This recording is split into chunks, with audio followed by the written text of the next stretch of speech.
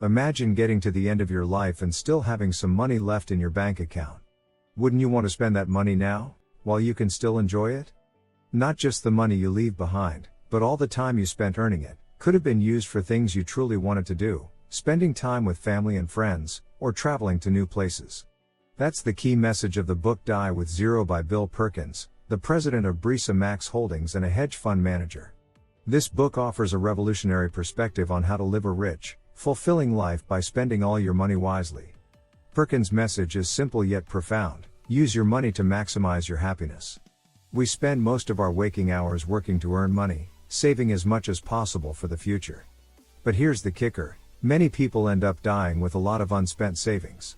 According to a study by the Federal Reserve, Americans often have the highest net worth in their 70s, meaning many people save diligently but don't get to fully enjoy their wealth. Sounds crazy, right? Money can't go with you to the grave. Perkins argues that to make the most of our limited resources, we need to use both our time and money to create a life filled with joy and experiences. The goal is to die with zero, to use up all your money wisely before you go. But it's not just about the unspent money you leave behind. Think about all the time you spent earning that money. All those hours, days, and years you dedicated to work could have been used for activities and experiences you truly enjoy. This is a crucial point Perkins emphasizes. Not only should we aim to die with zero money, but we should also ensure that the time spent earning that money was worthwhile and brought us happiness. There are plenty of books that teach you how to save money, but very few that teach you how to spend it wisely. By watching this video, you'll learn what to spend your money on to make your life truly rich and fulfilling. Let's get started. Spend on what you can only do now. The first principle is to spend money on things you can only do now. As you age, the things you can do and want to do will decrease. When you're in your 20s, you might want to travel to Paris, go skiing, buy a Rolex, have passionate romances, get merchandise from your favorite shows, or attend concerts. But by the time you're in your 60s or 70s, these desires often fade, and your physical ability to do such activities diminishes significantly. To extract the most value from your money, you need to be healthy. Therefore, younger, healthier people can use $5,000 more meaningfully and derive more joy and experiences from it than older people can. You might argue that if you don't save, you'll run out of money. But think of it as investing in yourself. The dates, adventures, and even mistakes you make when you're young will stay with you as lifelong memories and lessons. Conversely, if you excessively pinch pennies from a young age, you often miss out on opportunities to broaden your horizons, gain new skills, and have enriching experiences. And by the time you have enough money, you might be too old or not in the best health to enjoy these opportunities. Remember, the things you want to do have an expiration date. While it's true that future income isn't guaranteed, and young people often spend money on seemingly pointless things, the author argues that this is okay. What may seem like a waste at the time often gains significance later on. It's nonsensical to avoid spending money out of fear of waste and miss out on opportunities. Of course, he isn't advocating for reckless spending leading to financial ruin. The key is to use your money wisely while learning what makes you happy and what experiences you want to have in life. If you don't have specific things you want to spend on, or if you find that you still have excess money, investing and saving is fine too. But remember, it's not about saving small amounts when you're young. It's about spending on things you can only do now. So, to sum up, $1 spent in your youth can have a much greater impact on your happiness and fulfillment than $1 saved for later years. Use your money to create memories and experiences that will enrich your life, because the true value of money is in how it enhances your life, not in how much of it you have stashed away. The most important job in life, creating memories. The next principle is that the most important job in life is creating memories. Why? Because when you reach the end of your life, lying in a bed with your health failing, the rich memories you've created will be all that remains. There is a significant gap between our healthy years and our total lifespan. On average, people live 8 to 12 years in poor health before passing away. During this time, traveling becomes difficult, desires fade, and the enthusiasm for new experiences diminishes. The money you saved is likely to go toward medical expenses and a better room in the hospital, rather than exciting new experiences. The end of life can be quite mundane if not enriched by a treasure trove of memories. Even when you can no longer embark on new adventures, reflecting on the memories of your past can bring immense joy and pride. For instance, the author of Die with Zero gave his father, who was too frail to travel anymore, an iPad filled with videos and pictures from his life. Watching these, his father laughed, cried, and cherished the memories. This reinforces the book's message that creating memories is the most crucial task in life. To maximize these memories, it's essential to have various experiences while you're relatively young and healthy. You might think you can create memories even in your 60s, but the book suggests that the younger you are, the more dividends you can reap from these experiences. These memory dividends mean that memories created in your youth will be enjoyed repeatedly throughout your life. Surprisingly, it takes less money to live as you get older. Another interesting point is that living costs often decrease as you age. The primary reason many of us save extensively is the fear of financial insecurity in old age. However, as explained earlier, physical and mental energy levels decline with age, leading to less spending. Research shows that people in their 60s and 70s often have substantial savings but reduce spending due to lower physical and mental energy. Yes, there are medical expenses to consider, and you should save a reasonable amount for those. But we tend to overestimate the amount of money needed for old age, leading us to save excessively. This often results in dying with unspent money, missing out on experiences that could have been enjoyed when we were younger and healthier. While young people might not feel the urgency to save due to their current lack of funds, it's essential to balance saving and spending. Saving too much for the future at the expense of present experiences is not ideal. By the time you have significant savings, you might not have the physical ability or the desire to spend it on enjoyable activities. Spend on your health from a young age. Now that we've covered the importance of spending on unique experiences while you're young, let's discuss two other critical areas where you should allocate your money. 1. Prioritize your health. Spending money on your health from a young age is crucial. Why? Because nothing impacts your ability to enjoy experiences more than your health. No matter how much money you have, if you're bedridden and reliant on medical treatments, you won't be able to enjoy it. On the other hand, even if you don't have much money, being healthy allows you to enjoy life's pleasures. Young people often take their health for granted. However, health is far more valuable than money and cannot be provided by any government assistance. Therefore, it's wise to invest in your health early on.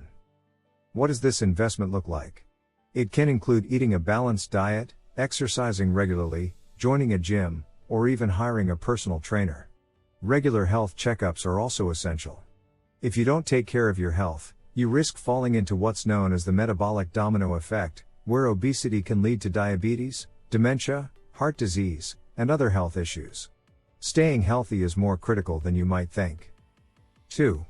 Buy time with your money in middle age. As you move into your 30s and beyond, another essential investment is buying time. As you age, your disposable income typically increases, but your time and health start to decline. Investing in time-saving conveniences can significantly enhance your life satisfaction. Psychological research shows that people who spend money to save time, regardless of their income level, tend to be happier. This can include paying for toll roads to avoid traffic, purchasing fast passes at theme parks, using a washer-dryer combo, hiring house-cleaning services, or using ride-sharing apps. When you're young, you have plenty of time and health but not much money. However, as you age, you'll have more money but less time and health. Therefore, it's wise to spend on time-saving and health-preserving services. This way, you can spend your time doing what you love and what's important to you. Now that we've covered what to spend your money on, let's discuss how to execute this plan effectively. A critical part of this process is to start drawing down your assets between the ages of 45 and 60. Many of you are probably financially literate and invest in index funds, but few have decided when to start selling those stocks and using the money. Timing this is crucial. You should begin to draw down your assets while you still have the physical ability to enjoy the money. If you wait too long, like until your 70s, your health might not allow you to fully enjoy it. On the other hand, starting too early, like in your 30s, can cut your investment period short, preventing your money from growing sufficiently. The book recommends starting this process between ages 45 and 60. This is the perfect window to maximize the value you get from your money.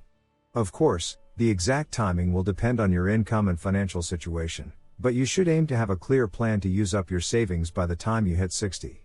Research shows that those who wait until 62 or 63 to start spending often fail to use all their money before they die because they can't think of ways to spend it meaningfully. Combating the fear of spending. Some people find it hard to shift from saving to spending due to ingrained habits of frugality and the fear of running out of money.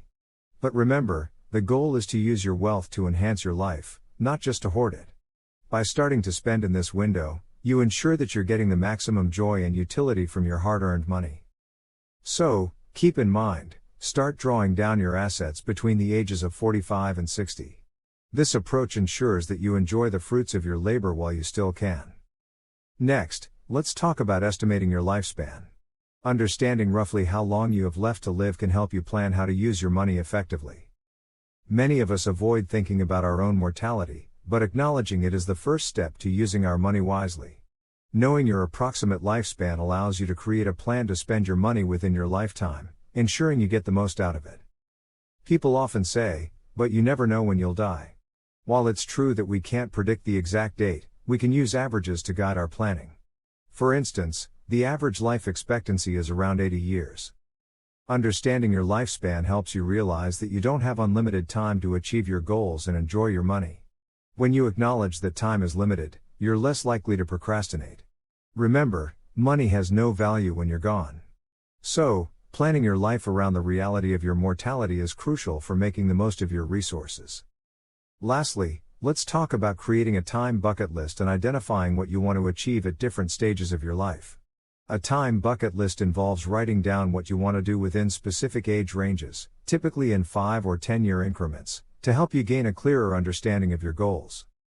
For example, you might list goals such as traveling to Paris or learning a new language between the ages of 25 to 29, getting married and starting a family between 30 to 39, and writing a book in your 40s. The idea is to prioritize activities you can only do at certain times in your life. Why do this? Because many of us are often unaware of the unique opportunities available to us at different stages of life. We tend to get caught up in our daily routines and forget to focus on the things we can only do now. It's important to recognize that while not everything you write down will necessarily come to fruition, having these goals visible helps you stay mindful of what you want to achieve at specific points in your life. This approach helps ensure you don't miss out on time-sensitive opportunities. Remember, creating a time bucket list is about making sure you're aware of and actively pursuing the things you can only do at particular stages of your life. Keep these goals visible to remind yourself of what truly matters to you. By following these principles, you can ensure that you use your money and time wisely to live a fulfilling life. In conclusion, here are the key takeaways from Die with Zero by Bill Perkins. 1. Spend on experiences now. Use your money to do things that you can only enjoy while you're young. Younger people can derive more joy from their money due to better health and more opportunities. 2. Create lifelong memories. The most important task in life is to create lasting memories. As you age, your ability to have new experiences declines, but memories of your younger days will bring you lasting joy. 3. Invest in your health. Health is your most valuable asset. Spend on a healthy lifestyle, regular checkups, and fitness activities from a young age to ensure you can enjoy life to the fullest. 4. Buy time. Use your money to save time. Services that free up your time, like housekeeping or childcare, increase life satisfaction. 5. Start using savings by age 45 to 60. Begin spending your savings in your late 40s to 60s. This is the ideal time to draw value from your money while you still have the health and energy to enjoy it. 6. Estimate your lifespan. Plan your finances with an estimated lifespan in mind. This helps ensure you use your money wisely while you're alive. 7. Create a time bucket list. Write down your goals for different life stages. This keeps you focused on what you can do now and ensures you don't miss out on age-specific opportunities. Balancing spending and saving is crucial, especially considering financial obligations like student loans. Avoid a miserable old age without savings, but also ensure you don't miss out on life's experiences. Money is valuable when it is used to enhance your life, so spend it wisely and live fully. Thank you for watching. If you found this video helpful, please like and subscribe. See you next time.